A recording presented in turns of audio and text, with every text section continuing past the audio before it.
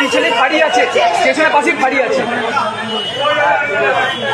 Morning গুলো school road.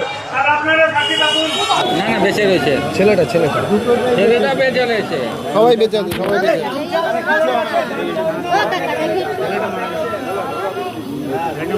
আপনারা দেখছেন আদর্শ তিতুমির পত্রিকার সঙ্গে রয়েছি আমি ধৃতরাষ্ট্র।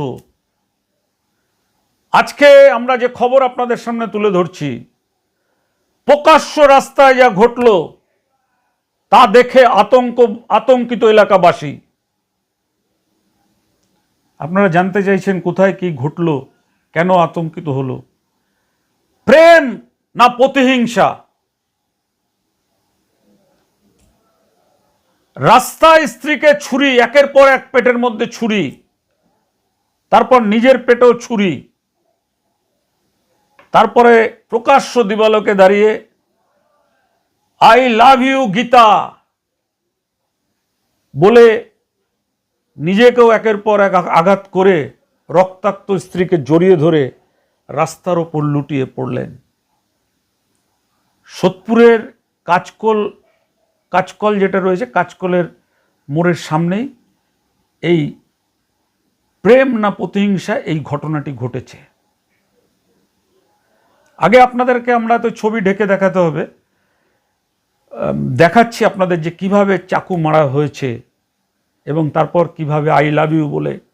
এটা আপনারা কোথাও এখন অবলোকন করেননি, বিভিন্ন চ্যানেলে বিভিন্ন রকমভাবে দেখিয়েছে, কিন্তু আমাদের যে ক্রাইম রিপোর্টার সুরেন্দ্র কুমার সিং তার অন্তর্তদন্ত আপনারা জানেন একদম কিভাবে ঘটনা ঘটেছে, কোথা থেকে কেন ঘটলো সবটা আমরা তুলে ধরছি। আগে দেখুন সেই পর্ব, প্রেম না প্রতিহিংসা।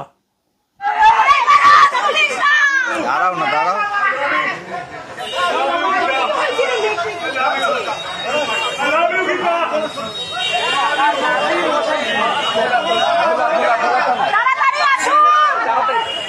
পিছনে ফাড়ি আছে, স্টেশনের পাশে ফাড়ি আছে। মর্নিং গুলো স্কুল রোড।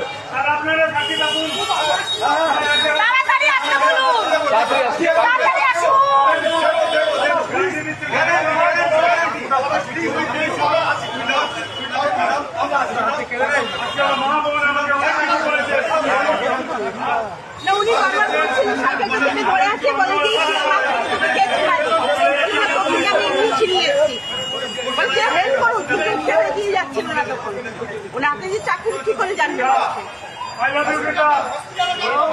আরে বাবা রে,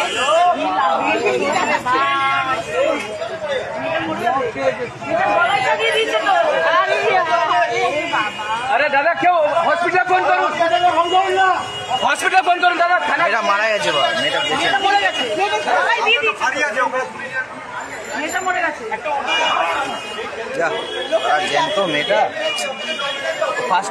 এই যে প্রকাশ্য দিবালোকে যে মর্মান্তিক ঘটনাটি আপনারা অবলোকন করলেন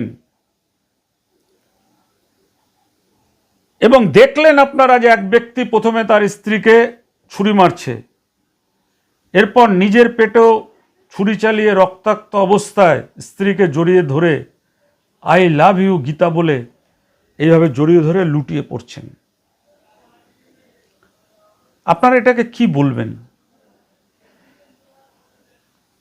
এই যে মহিলাকে মারছেন সেই মহিলার নাম হচ্ছে গীতা দাস।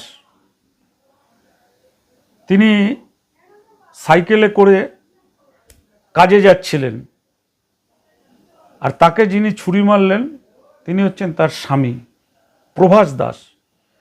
এই প্রভাসের বাড়ি হচ্ছে উত্তর 24 পরগনা জেলার হারোয়াতে। তিনি একজন বাসের ড্রাইভার। বিয়ের পর থেকেই তাদের দুজনের মধ্যে প্রবল অশান্তি, এবং সেই অশান্তির জায়গা থেকে গীতা দেবী তিনি তার স্বামীর বিরুদ্ধে কেস করেছিলেন, এবং সেই কেস করার পরে এই প্রভাস দাসকে জেলে যেতে হয়। জেল থেকে ফিরে এসেই তিনি লুকিয়ে চুরিয়ে দেখছিলেন যে স্ত্রী কোথায় যাচ্ছেন। তার মনে একটা সন্দেহ দানা বেঁধেছিল, মানুষকে সন্দেহতে কোথায় নিয়ে যেতে পারে, মানুষ সন্দেহের বশে কি করতে পারেন।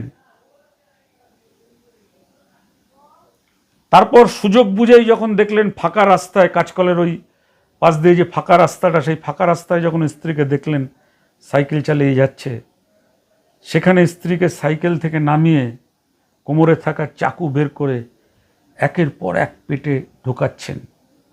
চারিপাশ থেকে লোক ছাদ থেকে দেখছেন ঘটনা, কেউ সামনে আসতে ভয় পাচ্ছেন, কারণ দুই একজন সামনে আসলে তাদেরকেও চাকু মারার চেষ্টা করছিলেন এই প্রভাস। কেন এই প্রভাসের ভেতরে এত প্রতিহিংসা? কেন তিনি তার স্ত্রীকে এইভাবে ফালা করে চাকু মেরে, তারপর নিজের পেটে চাকু মেরে তিনি কিসের প্রমাণ দিতে চাইলেন? কেন তিনি বললেন আই লাভ ইউ গীতা? এবং তাকে যখন জড়িয়ে হাত ধরে রয়েছে, যখন তাকে হাসপাতালে নিয়ে যাবে পুলিশের উপস্থিতিতে অ্যাম্বুলেন্সে, তার হাত টেনে খুলতে পারছেন না। এটা আমরা মনে করি এটা ভালোবাসা নয়। ভালোবাসাতে কখনো যারা কপতি, প্রেমিক প্রেমিকা, স্বামী স্ত্রী, কেউ কাউকে রক্তাক্ত করতে পারে না। রক্তাক্ত করে নিজে আত্মহননের পথ বেছে নেওয়া, এটার মধ্যে আমাদের মনে হয় প্রেমের কোনো জায়গা নেই, এটা একটা প্রতিহিংসা। এবং এই প্রতিহিংসা এই ভদ্রলোক প্রভাস, জানি না তার মাথায় কোনো গণ্ডগোল আছে কিনা, না হলে তিনি কেন এইভাবে মারতে যাবেন তার স্ত্রীকে। আচ্ছা, আমরা তো পুরো ঘটনাটা আপনাদের সামনে তুলে ধরলাম। গীতা দেবী হাসপাতালে নিয়ে যাওয়ার পরে মারা গেছেন, কিন্তু এই প্রভাস যিনি মেরেছেন, প্রভাস এখনো বেঁচে আছে, মৃত্যুর সঙ্গে পাঞ্জা লড়ছে, চিকিৎসাধীন। আমরা আমাদের শেষ আজকের এই খবরে যে কথাটা বলে আমরা শেষ করতে চাই, যে এই ঘটনাটাকে আপনারা প্রেম না প্রতিহিংসা হিসাবে দেখেন। প্রশ্ন তুলেছে এলাকাবাসী, উত্তর চাই আপনাদের কাছ থেকে। উত্তর চাই শুধু না, এই ধরনের ঘটনা যাতে আর কখনো কোথাও না ঘটে, সেজন্য আমরা সকলের কাছে আবেদন রাখতে চাই যে এই ধরনের ঘটনা যাতে না ঘটে, সেজন্য আমাদের সমাজকে সবসময় জাগরুক থাকতে হবে। মানুষের মধ্যে যদি দেখা যায় যে অন্যমনস্কা বা কোনো রকম সন্দেহ, তাকে কাউন্সেলিং করে বোঝাতে হবে। দেখুন, আমরা যে সংবাদটা পরিবেশন করি, এটা শুধু সংবাদ হিসাবে আমরা পিছন থেকে একটু মিনমিন করে বলে দিলাম তা না। আমরা চাই সমাজ পরিবর্তন, সমাজকে পরিষ্কার রাখা। পুলিশ তদন্ত করছে, পুলিশের তদন্তে আসল ঘটনা বেরিয়ে আসবে, কিন্তু এমন ঘটনা যাতে আর কখনো কোথাও না ঘটে, সেজন্যই আজকের আমাদের এই প্রতিবেদন আমাদের ক্রাইম রিপোর্টার সুরেন্দ্র কুমার সিং তুলে ধরছেন সমাজ পরিবর্তনের লক্ষ্যে। আপনারা যত পারবেন আমাদের এই খবরকে বেশি বেশি করে ছড়িয়ে দেবেন, যাতে মানুষ, দেখুন মৃত্যুর পরে এই ভদ্রলোকও কিন্তু বাঁচার চেষ্টা করেছিলেন, নাহলে কেন বলবেন আই লাভ ইউ গীতা? কেনই বা তাকে জড়িয়ে ধরে থাকবেন? আপনারা উত্তর দেবেন, আপনাদের উত্তরের অপেক্ষায় আমরা রইলাম। আর ভালো লাগলে বেশি বেশি করে ভিডিওকে শেয়ার করবেন, আমাদের চ্যানেলটাকেও সাবস্ক্রাইব করে রাখবেন। সব সময় জানবেন ব্যতিক্রমী খবর, যে খবর কখনো কোথাও দেখানো হয় না, সেই খবর দেখতে পাবেন আদর্শ তিতুমির পত্রিকার ফেসবুক, তিতুমির নিউজ বাংলার ইউটিউব এবং আদর্শ তিতুমির পত্রিকা, সংবাদ তিতুমির পত্রিকার পাতায়। আজ এ পর্যন্ত, ভালো থাকবেন সকলে। আবার অন্য কোনো এই ধরনের চাঞ্চল্য পর্বে আমাদের সঙ্গে দেখা হবে। নমস্কার। আমরা খুবই আতঙ্কের মধ্যে রয়েছি, কোনো সেফটি নেই। কি শুনলেন আজকে?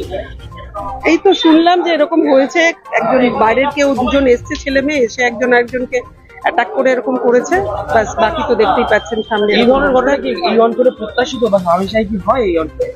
না, মার্ডার হয় না, কিন্তু বেপাড়ার ছেলেমেয়েরা এখানে এসে আসে, বসে থাকে, আড্ডা মারে, এই চলতে থাকে। আমরা চাই এর থেকে মদ গাঁজা সবই চলতে থাকে, বিকাল 4টে থেকে আমাদের কিছু পারে এরকম ঘটনা ঘটছে।